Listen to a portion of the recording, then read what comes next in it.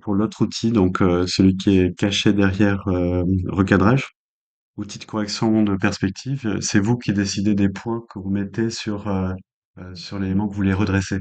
Alors évidemment, ça a une limite. Si vraiment la déformation est trop grande, ça ne sera pas très réaliste. Donc, je vais ouvrir l'image. Hop.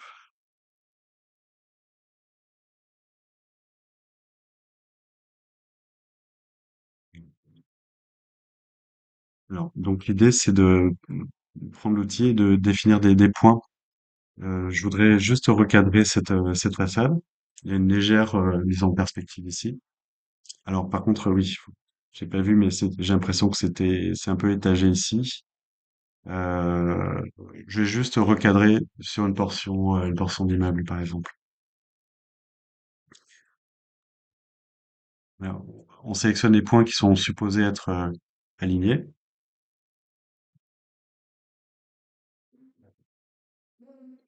Donc, en fait, vous avez une grille.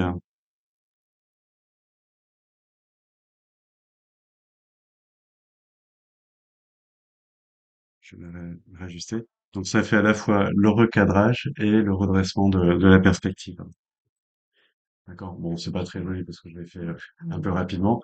Euh, Vous avez d'autres solutions aussi. Ça, on passe par un autre outil. Alors ça, par exemple, ce que je vous montre là, j'utilise beaucoup avec mes étudiants en archi d'intérieur, pour leur planche projet, on doit redresser les perspectives, donc on utilise ça. On utilise aussi ça euh, pour faire des textures aussi, c'est-à-dire qu'on récupère des échantillons de textures qui sont pas forcément mis en bien droit hein, pour être exploités. Et donc on utilise ça pour redresser la perspective pour que ça soit correct pour les logiciels 3D après. Euh, L'alternative à ça, c'est un filtre que l'on trouve dans correction de l'objectif. Donc là, vous connaissez, Myriam? Alors, ok. Lui, il est vraiment intéressant parce que il va prendre en compte tous les problèmes qu'on peut rencontrer en termes qui sont liés à l'objectif. L'effet de barillet, c'est-à-dire l'effet qui courbe les arêtes, l'effet de vignettage. Donc ça, c'est des choses que tu dois trouver dans Camera Raw. Et on peut lui intégrer les caractéristiques de l'objectif pour qu'il fasse automatiquement la correction en fonction de l'objectif suivi. Donc, alors, vous avez en fait deux modules ici. Vous avez le module correction automatique et, et donc là, vous pouvez entrer un profil d'objectif ici, le nom de l'objectif, de manière à ce qu'il coordonne les réglages. On choisit la marque, le modèle et le modèle de l'objectif.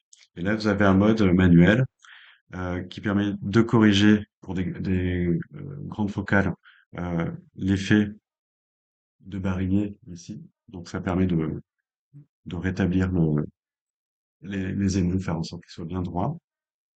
Les aberrations chromatiques, vous voyez ce que c'est ou ouais.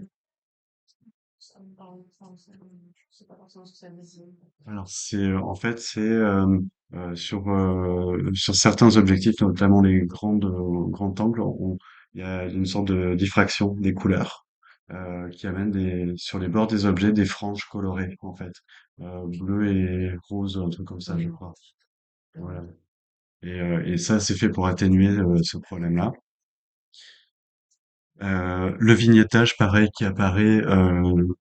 Bon, maintenant, on a des appareils qui sont très puissants, mais si vous utilisez un vieil appareil, on a des petits problèmes de luminosité sur les coins aussi, donc ça permet de rétablir la bonne tonalité. Et donc, pour revenir à la déformation, vous avez ici transformation, et vous pouvez effectuer, euh, comme je vous ai montré tout à l'heure, une rectification par ce biais-là.